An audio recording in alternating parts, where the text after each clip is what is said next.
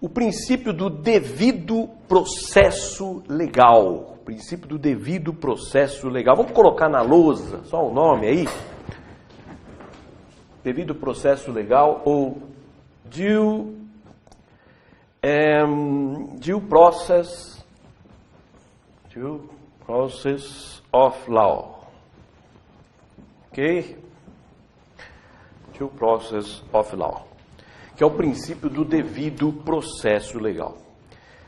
Pode voltar? É o artigo 5º, inciso 54 da Constituição. Ninguém será privado da liberdade ou de seus bens sem o devido processo legal. Ninguém será privado da liberdade ou de seus bens sem o devido processo legal. Então, o que é o devido processo legal, né? O que é isso? Não basta um processo, tem que ser um processo devido, né?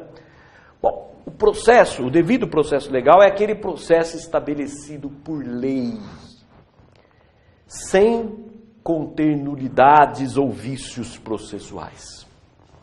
Devido processo legal é aquele que observou as normas legais, que não contém nulidades nem vícios processuais. Então não é qualquer processo. É um processo que observou a lei, o rito previsto na lei. Se houver nulidades ou vícios, viola-se o princípio do devido processo legal. Então o princípio do devido processo legal proíbe o fazer justiça pelas próprias mãos. O Estado não pode fazer justiça, não é só o particular. O particular não pode, mas o Estado também não pode. Fala o Estado, diga polícia, MP e juiz, polícia, Ministério Público e juiz não podem fazer justiça pelas próprias mãos. É preciso que haja o devido processo legal. Então esse princípio proíbe o fazer justiça pelas próprias mãos. E também proíbe a imposição de pena sem que haja um processo de julgamento, nulla poena sine judicio. Não é possível se impor pena, não é isso? Não é possível se impor pena sem que haja um processo. Na transação penal, nós temos aqui uma situação peculiar. Transação penal é o acordo entre o Ministério Público e o autor do delito, onde o Ministério Público propõe uma pena de multa ou restritiva de direitos em troca de não oferecer a denúncia. O MP diz, olha, não vou oferecer a denúncia desde que você aceite uma pena de multa ou uma pena restritiva de direito. E o juiz, se o autor aceitar, o juiz homologa essa transação penal. Essa transação penal ela é possível nas infrações de menor potencial ofensivo. As infrações de menor potencial ofensivo são as contravenções penais, e os crimes cuja pena abstrata não excede a 2 anos.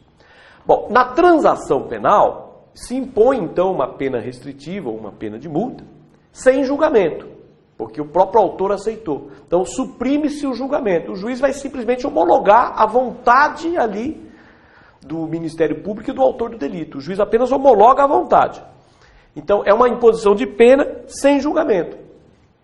Não é isso? Mas existe o processo. Mesmo na transação penal, suprime-se o julgamento, mas não se suprime o processo, porque a transação penal ela é imposta no processo. Ah, mas é possível então impor sem o julgamento? É possível, porque a Constituição autoriza, né? Artigo 98, inciso 1 da Constituição autoriza a transação penal. Ela suprime o julgamento, que o juiz apenas homologa a vontade das partes, mas não suprime o processo. O princípio do devido processo legal, ele tem 2 aspectos. Ele tem o aspecto formal e o aspecto substancial. Vamos lá. Primeiro, princípio do devido processo legal, aspecto formal ou procedimental. Aspecto formal ou procedimental é a observância do rito legal e de todas as garantias processuais. Então, aspecto formal ou procedimental. Observância, o processo deve observar o rito legal e todas as garantias processuais, contraditório, ampla defesa, juiz natural, etc. Todas as garantias. O segundo aspecto é um aspecto substancial, que é a análise do ideal de justiça contida na lei, para se proferir uma decisão justa para o caso concreto. Então, o juiz pode analisar o ideal de justiça contido na lei para se analisar, para se decidir de forma mais justa para o caso concreto. Então, veda-se o chamado excesso normativo. O que é excesso normativo? Seria o Estado legislar de forma abusiva. O juiz vai poder analisar isso.